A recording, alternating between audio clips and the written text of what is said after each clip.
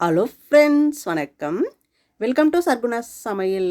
இன்றைக்கி நம்ம சேனலில் ஒரு அட்டகாசமான சுவையில் புரதச்சத்து அதிகமுள்ள சோயா கிரேவி தாங்க பண்ண போகிறோம். இதை பார்த்திங்கன்னா எல்லாத்தோடையும் சைடிஷாக வச்சு சாப்பிட்லாம். ருசி பார்த்திங்கன்னா அட்டகாசமாக இருக்கும். எல்லாருமே விரும்பி சாப்பிடுவாங்க. இதை செய்கிறது ரொம்பவே ஈஸி தாங்க. இதை எப்படி செய்யுதுன்னு பார்க்கலாமா? நம்ம சேனலை இப்போ தான் முதல் முறையாக பார்க்குறீங்கன்னா சப்ஸ்கிரைப் பண்ணிக்கோங்க. இதை பண்ணுறதுக்கு 4 மீடியம் சைஸ் தக்காளி கட் பண்ணி வச்சுருக்கிறேன். கூடவே ஒரு 3 வெங்காயம் மீடியம் சைஸில் கட் பண்ணி வச்சுருக்கிறேன். ஒரு கப் அளவுக்கு சோயா சங்கு எடுத்துருக்கிறேன். இது ஒரு 250 கிராம் இருக்கும். கூடவே பட்டை லவங்கம் இதெல்லாம் எடுத்து வச்சுருக்கிறேன். இப்போ இது இருக்கட்டும். நான் ஏற்கனவே தண்ணி கொதிக்க வச்சுருக்கிறேங்க. அதில் நம்ம எடுத்து வச்சோம் இல்லையா சோயா, அதை சேர்த்துக்கலாம். சேர்த்துட்டு ஒரு முறை கலந்து விட்டுருங்க. நம்ம உடம்புக்கு புரதச்சத்து ரொம்ப முக்கியங்க. இந்த சோயாவில் நிறைய புரதச்சத்து இருக்கிறதுனால வாரத்தில் 2 முறையோ 3 முறையோ இந்த மாதிரி பொரியலவோ கிரேவியவோ குழம்பவோ செஞ்சு சாப்பிட்லாம். ரொம்ப நல்லது உடம்புக்கு. எப்போ இதுக்கு மூடி போட்டுட்டு ஒரு 10 நிமிஷம் ஊறட்டும். 10 நிமிஷம் கழித்து பார்த்தீங்கன்னா நல்லா ஊறி வந்துடுச்சு. ஒரு தட்டில் எடுத்து வச்சுட்டு நல்லா ஆற வச்சுட்டு கொஞ்சம் கூட தண்ணி இல்லாமல் பிழிஞ்சு எடுத்து வச்சுக்கோங்க. அடுத்ததாக அடுப்பை பற்ற வச்சுட்டு நம்ம ஒரு கடாய் வச்சுக்கலாம். அதில் 1 ஸ்பூன் எண்ணெய் ஊற்றிக்கோங்க. இதில் ஒரு அரை ஸ்பூன் காஷ்மீரி மிளகாய்த்தூள் சேர்த்துக்கலாம். சேர்த்துட்டு ஒரு கரண்டி வச்சுட்டு நல்லா கலந்து விட்டுக்கோங்க. எண்ணெய் கொஞ்சம் சூடாகி வந்ததும் நாம் பிழிஞ்சு வச்சோம் இல்லைங்களா சோயா சங்க், அதை சேர்த்துக்கலாம். இதை அப்படியே கூட போட்டு செய்யலாம். இதை மாதிரி எண்ணெயில் மிளகா அப்படி போட்டு வறுத்துட்டு செய்யும்போது இதோட டேஸ்ட் ரொம்பவே நல்லாயிருக்கும். ஒரு 2 நிமிஷம் இந்த மாதிரி கலந்து விட்ட பிறகு ஒரு தட்டில் நாம் இதை எடுத்து வச்சுக்கலாம். தட்டில் எடுத்து வச்சுட்டு அதே கடாயில் மறுபடியும் 1 ஸ்பூன் எண்ணெய் ஊற்றிக்கோங்க. நாம் கட் பண்ணி வச்சோம் இல்லைங்களா 3 மீடியம் சைஸ் வெங்காயம், அதை சேர்த்துக்கலாம். வெங்காயம் ஓரளவுக்கு வதங்கி வந்ததும் இதில் நம்ம ஓல் கரம் மசாலா சேர்த்துக்கலாம். 2 துண்டு சின்ன பட்டை, 3 கிராம்பு, அரை ஸ்பூன் சோம்பு, பாதி அன்னாச்சிப்பூ, ஒரு 1/4 பாகம் பூ ஜாவத்திரி பூ சேர்த்துக்கோங்க. சேர்த்துட்டு ஒரு முறை கலந்து விட்டுட்டு நாம் கட் பண்ணி வச்சோம் இல்லைங்களா தக்காளி, மீடியம் சைஸில் 4 தக்காளி கட் பண்ணி வச்சுருக்கோம், அதை சேர்த்துக்கலாம். கூடவே ஒரு 7 முந்திரி சேர்த்துக்கலாம். இது சேர்க்கறதுனால கிரேவி நல்லா திக்காக வரும், ருசியும் ரொம்ப நல்லாயிருக்கும். இதில் 4 தக்காளி சேர்த்துருக்குறோம். கொஞ்சம் புளிப்பாக இருந்ததுன்னா இந்த கிரேவி சாப்பிட்றதுக்கு ரொம்ப நல்லாயிருக்கும், டேஸ்ட்டும் அட்டகாசமாக இருக்கும். இது வதங்கிறதுக்கு கொஞ்சமாக உப்பு போட்டு வதக்கிட்டு இது மாதிரி தட்டில் எடுத்து ஆற வச்சுடுங்க. அப்புறம் அரைச்சிக்கலாம். இப்போ இந்த மாதிரி ஒரு மிக்ஸி ஜார் எடுத்து வச்சுக்கோங்க. நாம் வதக்கி வச்சோம் இல்லைங்களா வெங்காயம், தக்காளி, முந்திரி, அது நல்லா ஆறிடுச்சு.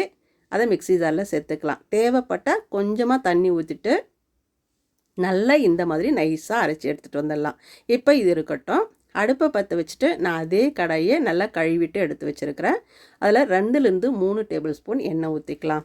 எண்ணெய் சூடானதும் அரை ஸ்பூன் சோம்பு சேர்த்துக்கோங்க.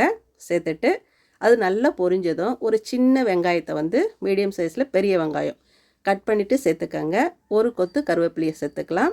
2 காய்ந்த மிளகாயை கிள்ளி போட்டுக்கோங்க. போட்டுட்டு வெங்காயம் இந்த அளவுக்கு வதங்கினதும் 1 டேபிள் ஸ்பூன் இஞ்சி பூண்டு விழுது சேர்த்துக்கலாங்க. சேர்த்துட்டு இந்த இஞ்சி பூண்டோட பச்சை வாசனை போகிற வரையும் இந்த மாதிரி வதக்கிக்காங்க. வதங்கின பிறகு நாம் அரைச்சி வச்சோம் இல்லைங்களா அந்த விழுதை சேர்த்துக்கலாம். வெங்காயம், தக்காளி, முந்திரி விழுது அரைச்சோம் இல்லைங்களா அதை சேர்த்துட்டு மிக்ஸி ஜாரில் 1 டம்ளர் தண்ணி ஊற்றிட்டு அலசி ஊற்றிக்கோங்க. ஊற்றிட்டு நல்லா கலந்து விட்டுக்கலாம். கலந்த பிறகு ஒரு 2 நிமிஷம் இது நல்லா கொதிக்கட்டும். கொதித்த பிறகு 1 ஸ்பூன் தனி மிளகாய்த்தூள் சேர்த்துக்கலாம். உங்கள் காரத்துக்கு தகுந்த மாதிரி மிளகாய்த்தூள் கூடவோ குறையவோ பார்த்து சேர்த்துக்கோங்க. கூடவே 1 ஸ்பூன் தனியாத்தூள் சேர்த்துக்கலாம், அதாவது மல்லித்தூள் சேர்த்துக்கலாம். 1 ஸ்பூன் காஷ்மீரி மிளகாய்த்தூள் சேர்த்துக்கிறேன். இது காரம் ரொம்ப குறைவாக இருக்கும், ஆனால் கலர்ஃபுல்லாக இருக்கும். இருந்தால் சேர்த்துக்கோங்க, இல்லை ஸ்கிப் பண்ணிக்கோங்க.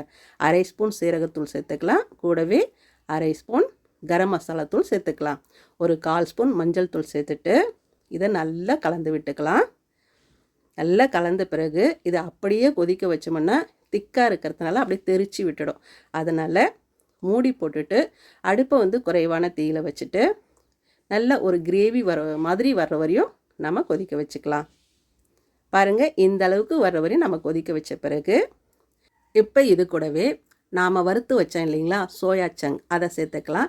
ஏற்கனவே நம்ம வறுத்து தான் வச்சுருக்குறோம், அதனால் ரொம்ப நேரம் வதக்கணும்னு அவசியம் இல்லை. ஒரு 2 நிமிஷத்துக்கு நல்லா கலந்து விட்ட பிறகு தண்ணி சேர்த்துக்கலாம். உங்களுக்கு எந்த அளவுக்கு கிரேவி வேணுமோ அந்த அளவுக்கு தண்ணி சேர்த்துக்கங்க. தண்ணி சேர்த்துட்டு நல்லா கலந்து விட்டுக்கோங்க. கலந்து விட்ட பிறகு இப்போ உப்பு சேர்த்துக்கலாம். ஏற்கனவே தக்காளி வதங்கிறதுக்கு 1/2 ஸ்பூன் உப்பு சேர்த்துருக்குறோம். இப்போ ஒரு 1/2 ஸ்பூன் உப்பு சேர்த்துட்டு நல்லா கலந்து விட்டுருங்க. இந்த டைமில் உப்பு காரெல்லாம் கரெக்டாக இருக்கான்னு பார்த்து செக் பண்ணிக்கோங்க. செக் பண்ணிவிட்டு மறுபடியும் மூடி போட்டுட்டு இதோட எண்ணெயெல்லாம் பிரிஞ்சு வர்ற வரைக்கும் அடுப்பை குறைவான தீயில வச்சுட்டு நல்லா கலந்து விட்டு வேக வச்சு எடுத்துக்கலாம். பாருங்கள், மூடியை திறந்து பார்க்குறேன். நல்லா கொதித்து திக்காயிட்டும் இருக்குது. நல்லா எண்ணெயெல்லாம் பிரிஞ்சு வந்துருச்சு பாருங்கள். இப்போ கடைசியாக பொடி பொடியாக நறுக்கின கொத்தமல்லி இலைகளை தூவிக்கங்க. ஒரு 1/4 எலுமிச்சம்பழத்தை கட் பண்ணி எடுத்து ஒரு 5-6 சொட்டு எலுமிச்சம்பழம் மட்டும் சேர்த்துக்கங்க. அதிகமாக சேர்க்க தேவையில்லை. ஒரு ஸ்பூன் கஸ்தூரி மேத்தி சேர்த்துக்கலாம். இது சேர்க்கறதுனால நல்ல வாசனையாக இருக்கும். ஒரு டேஸ்ட் ரொம்ப நல்லாயிருக்கும், ரிச்சாக இருக்கும். அவ்வளோதாங்க. நல்லா கலந்து விட்டுருங்க. அவ்வளோதாங்க. அட்டகாசமான சுவையில் புரதச்சத்து அதிகம் உள்ள சோயா சங்க் கிரேவி சூப்பராக தயாரிச்சு பாருங்கள். இதை பார்த்தீங்கன்னா இட்லி, தோசை, சப்பாத்தி, பூரி, வெரைட்டி ரைஸ் எல்லாத்துக்கும் வச்சு சாப்பிட்லாம். அட்டகாசமாக இருக்கும். இன்றைக்கி நான் ஸ்வீட் கார்ன் புலாவ் செஞ்சுருக்கிறேன். இந்த ஸ்வீட் கார்ன் புலாவுக்கு சோயா சங்க் கிரேவி இந்த மாதிரி வச்சு சாப்பிடும்போது அட்டகாசமாக இருந்தது, செம்மையாக இருந்தது. எல்லாருமே விரும்பி சாப்பிடுவாங்க. ஒரு முறை இந்த மாதிரி கிரேவி செஞ்சிங்கன்னா திரும்ப திரும்ப செய்ய சொல்லி கேட்பாங்க. அந்த அளவுக்கு சுவையாக இருக்கும். இதை தொக்குன்னு கூட சொல்லலாம். இதே மாதிரி நீங்களும் செய்து பாருங்கள். செய்து பார்த்துட்டு எப்படி வந்ததுன்னு கமெண்ட்டில் சொல்லுங்கள்.